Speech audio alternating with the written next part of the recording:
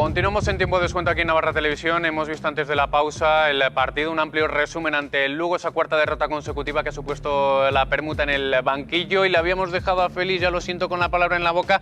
Lo prometido es deuda, así que retomamos. ¿Qué nos querías decir antes de la pausa? Bueno, yo quería ahondar un poco en lo que estaba diciendo aquí el buen amigo Joaquín, y entendido, además de muchísimas cosas del fútbol. Como todos los que no solo las deportivas. Apuntabas lo de Puñal, que me parece muy bien toda la exposición que has hecho de Puñal, pero yo creo que Osasuna tiene en este momento a un Iñaki Ibáñez, delegado del equipo, que en teoría está todos los días en los entrenamientos, viendo cómo está entrenando el equipo, conviviendo en Tajonar, en los desplazamientos, en los partidos de casa, está muchísimas horas al día, en teoría, con la plantilla del equipo. Yo creo que también debería exigirle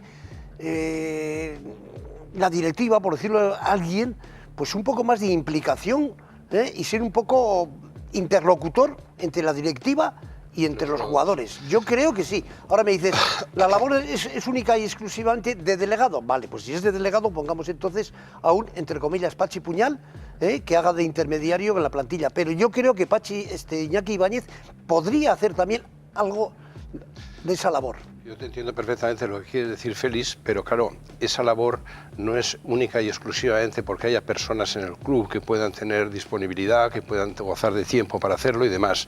Hay que tener un perfil adecuado para el puesto, hay que tener una capacidad de una simbiosis con el jugador, hay que tener un arraigo dentro de la afición determinado.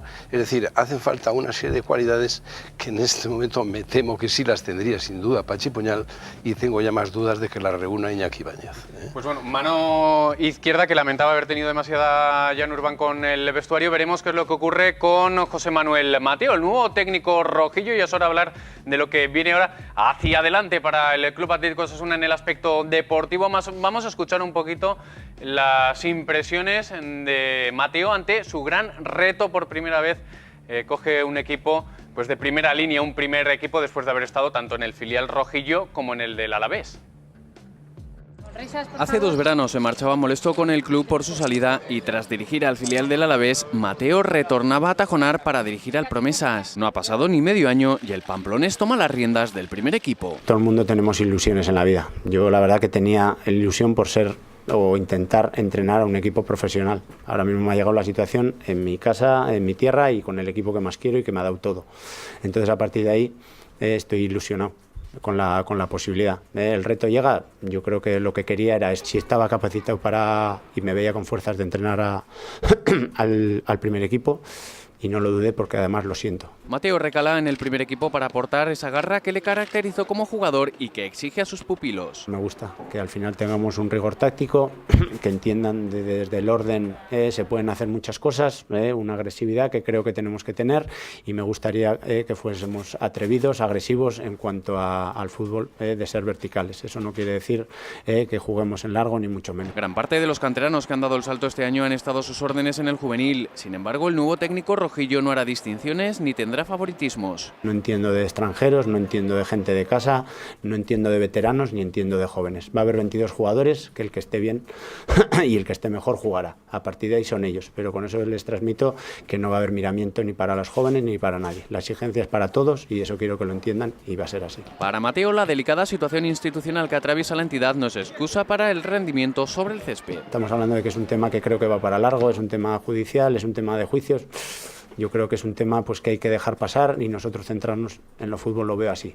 Cada uno es muy libre de pensar como quiera, pero creo o pienso sinceramente que no nos tienen por qué afectar. Aunque reconoce que la situación no es la mejor, espera que el equipo salga adelante. Cuando llevamos un número de partidos, y ya creo que estamos entrando ya en el último tercio de la temporada, más o menos, creo que ya empezamos a cada uno estar donde se merece. Eso es la realidad.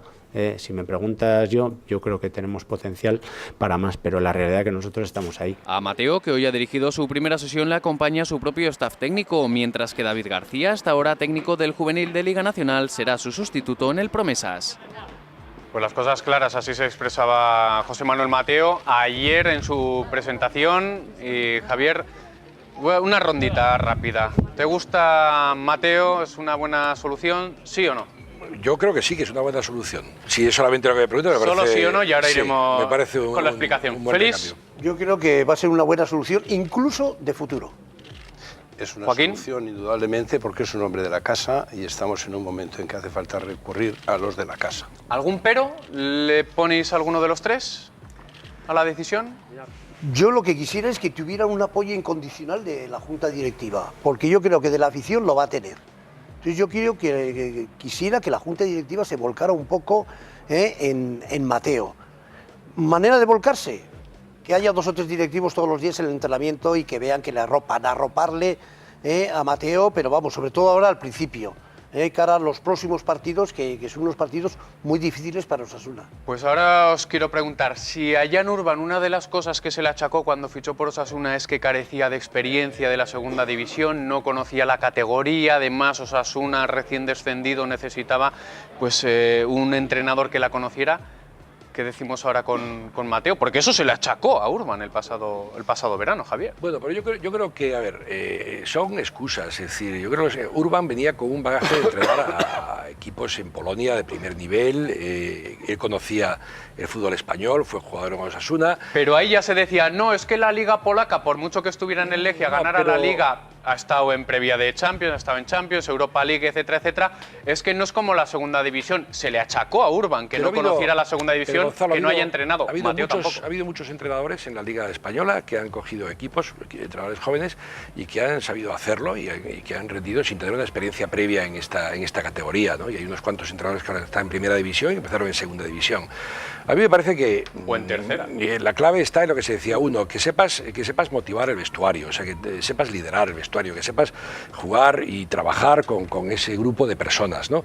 Segundo, que sepas transmitirles lo que tú quieres que hagan, ¿no? Es decir, lo comentaba en la rueda de prensa, pues agresividad, verticalidad, conseguir llegar antes al área. Bueno, también es cierto que es muy fácil decirlo, luego hay que ver cómo se hace, ¿no? Pero es un hombre de aquí, de Pamplona, que conoce muy bien la casa, conoce el club, conoce cuáles son los valores que tiene este Osasuna y que debe de mantener. Ha sido jugador, por lo tanto, también conoce esa idiosincrasia propia del equipo, ¿no? Y luego hay una experiencia de haber estado pues en las categorías inferiores. Bueno, José Manuel Mateo es un hombre, yo lo he seguido cuando estuvo antes en las Osasuna Promesas, que supo hacer un buen bloque, que supo motivar a la gente, que supo también dar salida, ¿no? Va a conocer a unos cuantos jugadores que están en el primer equipo, los conoce porque han estado con él en el juvenil, ¿no? Bueno, me parece que en principio tiene ese perfil. Luego tampoco hay mucho donde elegir, porque dice, bueno, mira, podemos traer a un entrenador extranjero de primer nivel. Pues no estamos para eso, estamos para buscar lo mejor de lo que pueda haber yo creo que de lo que se ha podido elegir, creo que es lo mejor. Después, efectivamente, los resultados nos darán o quitarán razón a la Junta Directiva, pero yo creo que ha sido una buena opción. Mateo, que estuvo, Joaquín, muy hábil en su presentación, omitiendo la palabra cantera. Habló de jugadores extranjeros y de la casa, sí, veteranos y jóvenes, pero a todo entrenador se le llena mucho, ¿no? La palabra, vamos, en vez de empezar por la C en el diccionario de entrenadores parece que tiene la A, ¿no? Cantera, porque es la primera que parece que muchos sueltan al llegar. Pero hay una cosa que es evidente y es que el futuro deportivo de Osasuna pasa en jugadores jóvenes, jugadores a poder ser de casa y cantera. Desgraciadamente, Osasuna económicamente ya no está en condiciones de poder hacer otros planteamientos, con lo cual debe de fomentar y apoyarse en ese esquema de búsqueda de desarrollo deportivo. Si ese es el esquema que lógicamente entiendo yo debe de pensar de cara a futuro, Osasuna necesita para desarrollarlo un hombre que auténticamente le hayan salido los dientes dentro de esa organización, conozca a todos los jugadores de las categorías inferiores, sepa quién puede destacar y quién el día de mañana puede ser un jugador para Osasuna en ese proyecto de futuro basado en esas ideas. Rigor y orden, eso lo dejó muy claro en su presentación Mateo, que tal vez... trabajador, es tremendamente trabajador, es un muchacho que no ha de sacrificar horas. Yo incluso le animaría, que eso es otra cosa que a mí yo siempre le he comentado, y es que creo que el futbolista entrena muy poco. Yo veo otros deportistas y sobre todo a niveles de élite, la cantidad de horas que meten para poder llegar a ciertos niveles es espectacular. El futbolista entrena poco y el entrenador trabaja mucho, no solo en las instalaciones de Tajonar, sino luego también en casa, porque por ejemplo, fútbol, los vídeos que trabajan 2 horas. Y Kibu su segundo, Kibu se podía estar ahí con la tableta, el ordenador y la tele y se estaba viendo 3 partidos a la vez. Creo que se está mal acostumbrando y mal preparando al jugador profesional. El jugador profesional, como profesional que es, tenía que entrenar muchísimas más horas, muchísimas más. Y ya no te digo más si encima además gran parte de esos jugadores son gente joven. A más juventud, más necesidad todavía de practicar y entrenar para alcanzar un nivel medio óptimo de cara a ser un buen profesional. Yo diría rigor, orden y rasmia, es decir, esa palabra muy navarra, ¿no? Que creo que también José Manuel Mateo la puede incorporar, lo que ahora se llama intensidad y agresividad. La verdad que este equipo en estos últimos partidos ha demostrado que le ha faltado mucha agresividad y mucha intensidad en el juego, ¿no? Espero que José Manuel Mateo sepa introducir ese elemento en el fútbol de Osasuna, ¿no? Que siempre ha sido una característica de Osasuna, ¿no? Esa fuerza, esa agresividad, esa intensidad, esa rasmia, ¿no? Espero que José Manuel Mateo la incorpore en su diccionario y se la transmita así a los jugadores. Si vosotros recordáis, ha habido grandes entrenadores en los equipos de primera división que han salido prácticamente de la nada. O sea, Clemente Iriarte, pues con 20 y pocos años tenía el título, se puso a entrenar al Bilbao Athletic con muy poca experiencia.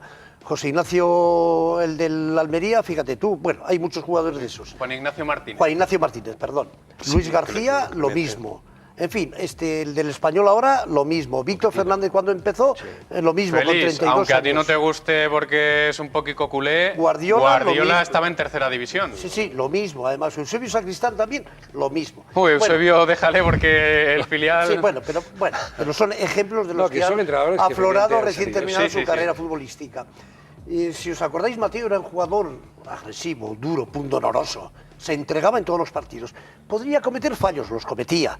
Pero yo quisiera que le inculcara un poco a la plantilla, sobre todo a la plantilla del futuro de Osasuna, que va a ser la cantera, luego os comentaré algo de la cantera, pues esa agresividad, esa intensidad con la que vivían los partidos. Yo espero que lo haga y creo que lo conseguirá.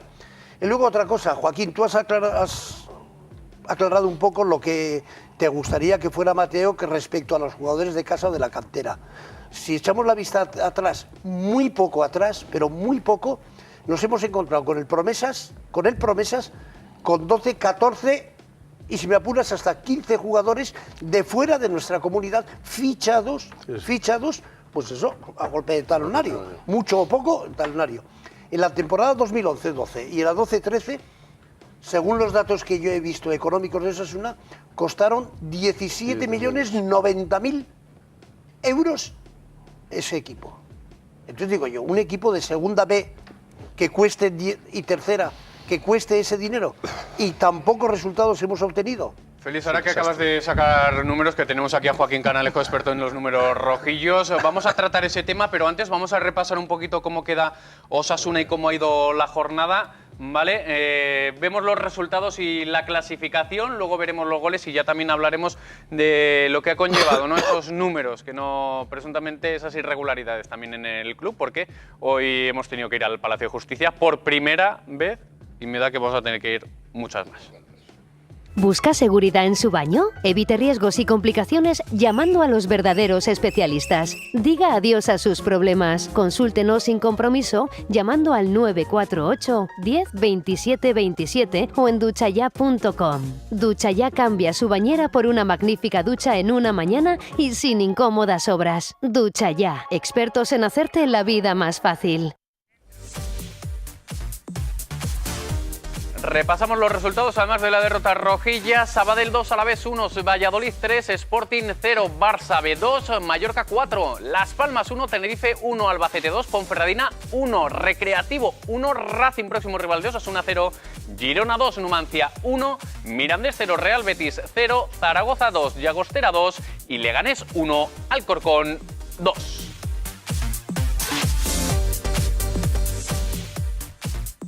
La clasificación está encabezada por el Las Palmas, pese al empate. Los grandes beneficiados, vamos a verlos en los goles, son Valladolid y Girona. Valladolid acompañaría en estos momentos a los canarios en primera división. Sporting Girona, Betis y Zaragoza ocupan plazas de playoff de ascenso. Lo que nos interesa, con un partido menos, ahí está en 16ª posición Osasuna con 30 puntos, 3 más en estos momentos que el filial del Fútbol Club Barcelona. Recre, Racing con 25 y Sabadell ocupan los puestos de descenso. Hemos visto los números, ahora nos vamos a fijar en los goles de la jornada. ¿Busca seguridad en su baño? Evite riesgos y complicaciones llamando a los verdaderos especialistas. Diga adiós a sus problemas. Consúltenos sin compromiso llamando al 948 10 27 27 o en duchaya.com. Duchaya cambia su bañera por una magnífica ducha en una mañana y sin incómodas obras. Duchaya, expertos en hacerte la vida más fácil. El Las Palmas sigue como líder de segunda división a pesar de empatar a 1 en el derbi canario ante un Tenerife que marca la salvación con 29 puntos. A 1 de la cabeza está el Valladolid, gran beneficiado de la jornada al vencer por 3-0 al Sporting de Gijón, un rival directo en la lucha por el ascenso directo a primera división y con quien está empatado a puntos.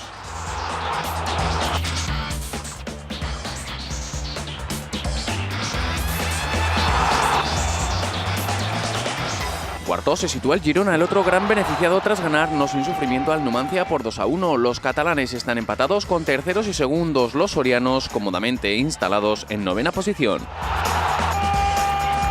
El Betis cayó hasta la 5ª plaza tras no pasar del empate a 0 en su visita al Mirandés, que ocupa exactamente la mitad de la tabla, lejos del playoff de ascenso, pero a salvo del descenso.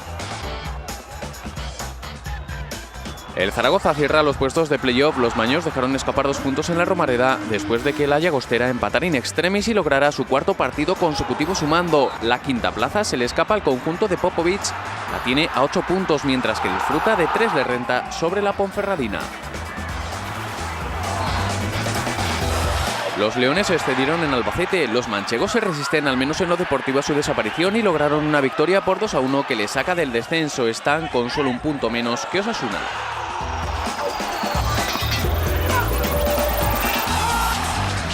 El Leganés es octavo a 4 del playoff a pesar de perder en casa ante el Alcorcón. 1-2 vencieron los alfareros, otro de los conjuntos que saborean tranquilamente su puesto en mitad de tabla.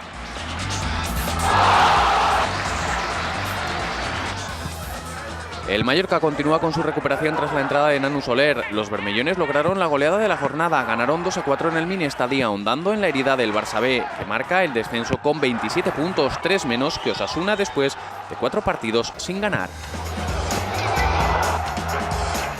El Alavés, 15º, justo por encima de Osasuna con 2 puntos más, perdió en el campo del colista Sabadell, un triunfo con el que los catalanes se reenganchan a la segunda a 5 de la salvación. Y el Recreativo venció por la mínima al Racing, próximo rival rojillo en el duelo de equipos en descenso.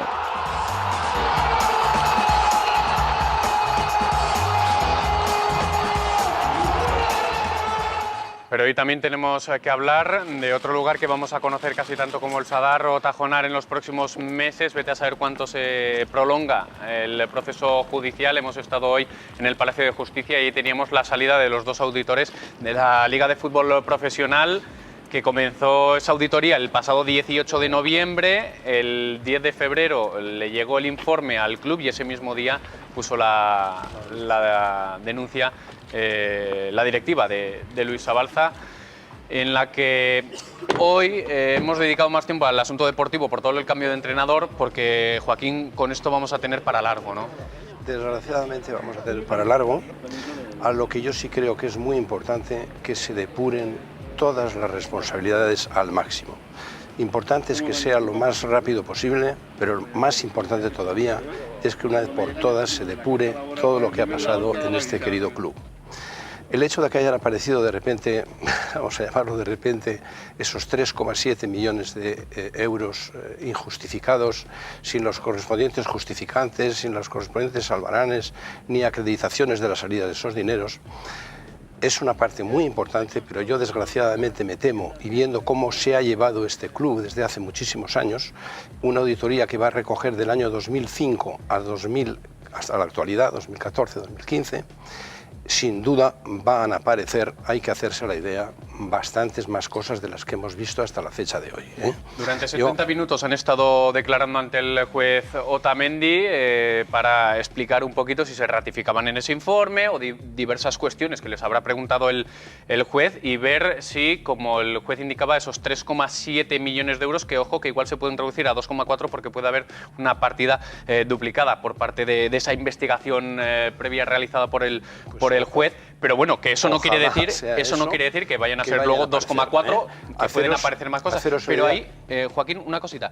Los socios, el próximo compromisarios, el próximo día 12, tenéis un papel muy importante, porque la directiva os va a pedir que ratifiquéis y, como ellos también pretenden, os presentéis como acusación particular. Sin duda. Yo lo que creo es que es tan grande el daño hecho a este club que Osasuna está en la obligación de personarse a la demanda iniciada con este juicio para poder seguir de cerca todos los movimientos que se hagan, porque está en juego la personalidad, está en juego el carácter navarro, está en juego muchas cosas como para no estar presente desde el minuto 1. Pues desde el minuto 1, Osasuna, por ejemplo, ya no está personado porque como no ha ejercido acusación particular, no ha podido estar hoy en esa toma de declaración. No ha podido porque todavía no tenía la conformidad de la Asamblea que le permitiera poder estar. Pero yo lo que creo es que la Asamblea... eso ya se ha perdido ahí. Se ha perdido, yo desde luego no lo hubiera hecho así, yo hubiera ido directamente sin contar previamente de la Asamblea y hubiera propuesto a la Asamblea los motivos por los cuales acudía, ¿no? Yo creo que ahí no hay que reparar en nada, hay que facilitar toda la información que haya que facilitar, hay que dejar a la justicia que actúe y haga lo que desgraciadamente no se ha podido hacer por otras vías societarias durante tantos años. Han sido muchos los años en los que hemos querido imponer vías de control, mecanismos de juntas de control económico, análisis riguroso de presupuestos, poder acceder a los datos informativos de la empresa y en consecuencia pedíamos permanentemente transparencia, información de datos que se nos han negado por activa y por pasiva.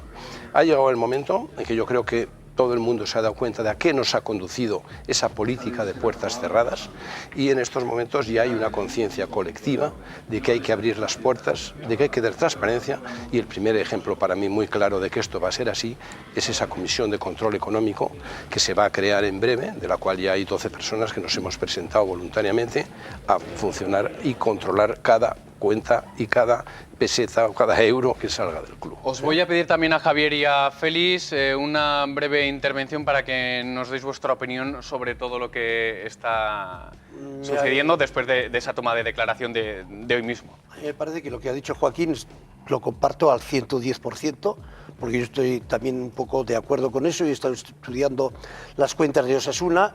Me da muchísima pena ver las cuentas de Osasuna, pero auténtica pena. Lo que no entiendo yo es, Joaquín, y esa comisión tendrá que analizarlo, cómo en una entidad financiera donde tiene depositados sus fondos Osasuna puede entregar 100.000 euros en efectivo a un directivo de Osasuna. Allí hay que mirar quiénes firmaron ese reintegro. Segundo, ¿por qué se ha autorizado la retirada de efectivo? Si yo tengo un pequeño negocio, un comercio de alimentación, y voy a la entidad financiera a las 2 de la tarde a ingresar 3.000 euros que he recaudado, me piden el carnet de identidad y ya sabes a dónde va esa información, al Banco de España. Ahora, parece ser que ha habido otro dinero en efectivo que está depositado en la caja B fuerte de Osasuna. Debe haber 4 cajas en Osasuna. Bueno, pues la caja B de Osasuna. Y digo yo ahora, ¿de dónde procede ese dinero efectivo? ¿De dónde procede? ¿Quién lo ha depositado en las cajas de Osasuna? Yo te voy a decir te puedo decir de dónde viene. Sí. Supuestamente se puede saber de dónde viene, porque dónde, ha habido creencias dentro de la directiva, de la anterior junta directiva de Osasuna. Había ciertas discrepancias entre algunos miembros de la junta directiva porque la asistencia al campo de fútbol era de, ejemplo, 14.250 y decían que no, decían 14.650 y resulta que había más. Y te voy a poner un ejemplo muy claro. El día que el año pasado jugó Osasuna con el Barcelona, sabes que en el marcador, en el segundo tiempo, pone concurso de asistencia. Sí. Los que estamos alrededor en el campo, pues solemos decir una cantidad aproximada. A mí se me ocurrió decir una cantidad que coincidió exactamente con la asistencia, 16.126. Y yo luego me encontré con un miembro de la junta directiva y le dije, vaya alineazo que hemos tenido en Osasuna. Le digo, pero me parece un poco. Le digo, 16.000, parece que había más. Me dice, Félix, es lo que te he dicho muchas veces, que hay una sospecha de que todos los partidos de Osasuna hay más espectadores de los que nos dicen. El otro día, 11.025. Como también luego tenemos que repasar alguna cita, le voy a pedir a Javier Trigo si también nos pudieran un poquito la opinión del devenir de los acontecimientos. Me parece ya lo tendremos que dejar ahí. A mí me parece que, por desgracia, lo que ha ocurrido, lo que ocurre en Osasuna, no ocurre solamente en Osasuna, sino que forma parte de la dinámica del fútbol profesional español. Es decir, que ese tipo de cosas que se estaban haciendo en el Club Atlético Osasuna se hacen en otros clubes. Segundo, hombre, los compromisarios han aprobado siempre las cuentas, es decir, que puede haber algunos que, digo, es que ahora resulta que nadie es responsable, decíamos antes. Es decir, todas las asambleas de compromisarios, de las juntas directivas, tanto de Miranda como de Pachi Izco como de Archanco, han venido respaldadas por la mayoría de los votos de socios del Club Atlético Osasuna. Manteníamos en primera división. Entonces digo, bueno, quizá también hay que analizar que quizá, un club lo que tiene es esto. Si fuese un consejo de administración, seguramente esas cuentas no hubieran sido aprobadas, pero en un club lo que tiene es que los socios al final aprueban lo que la directiva lleva. Y por último, decir que cuando hay muchos fichajes, que fue la dinámica, lo decíamos antes, en Osasuna, suelen ocurrir estas cosas. Es decir, por eso Osasuna tiene que apostar más por la cantera. Cuando en un club hay tantos fichajes y además de medianías, habrá que ver que el objetivo a lo mejor no es el fichaje. Y cerramos ya la tertulia, me vais a permitir, con Joaquín, por favor. Corto, Al final, todos pensamos en quién es el culpable o quiénes son los culpables de la situación a la que ha llegado el club.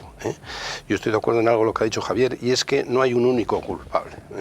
Yo te diría que culpables de la situación del club son la junta directiva, indudablemente, no ha sido seria, no ha sido responsable, no ha institucionalizado instrumentos de control, en consecuencia es una gran responsable. Los socios de compromisarios también tienen una gran parte de culpa.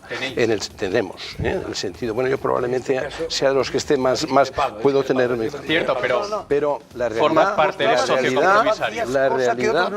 La realidad es que los socios eran, porque dicen, no, es que nos presentaban unas cuentas falsas. Por supuesto, algunos nos encargamos de denunciar que lo que iban a aprobar eran unas cuentas falsas y dábamos las razones por las cuales les entendíamos que eso no se podía aprobar, y a pesar de todo se aprobaban. Socios culpables. Tercero, la administración. La administración también tiene su parte de culpa. ¿Dónde se ha visto una entidad que tiene 53 millones de euros de deuda con la administración y que ha estado mirando durante mucho tiempo para otro lado y que no ha querido exigir responsabilidades? Al Albacete le liquidan por 1 millón a Hacienda. Y cuarto, hombre, yo te diría al final también, pues claro, el estar en primera división, hay mucho socio, mucho simpatizante, mucho aficionado, que le compensa el estar en primera división como para hurgar heridas. Y mientras estuvimos en primera división no pasó nada en ese aspecto. Pero la realidad de los que tenemos una cierta deformación económica y lo que quieres es que el club esté en primera, tienes que sentar las bases necesarias para que pueda estar en primera. Y una de ellas es el control, la información, la transparencia y la pureza de los datos. Pues Joaquín Canalejo, Félix Talva, Javier Trigo, muchísimas gracias a los tres por haber estado esta noche aquí en Navarra Televisión en Tiempo de Descuento. Un placer. Gracias por tu invitación. Vamos a hacer una brevísima pausa, muy breve, y vamos a repasar alguna de las citas. Comprendan que después del ajetreado fin de semana que hemos tenido, deportivo y hoy también con noticia institucional, pues teníamos que darle el tiempo que es debido al Club Atlético Osasuna. Posita y ahora venimos.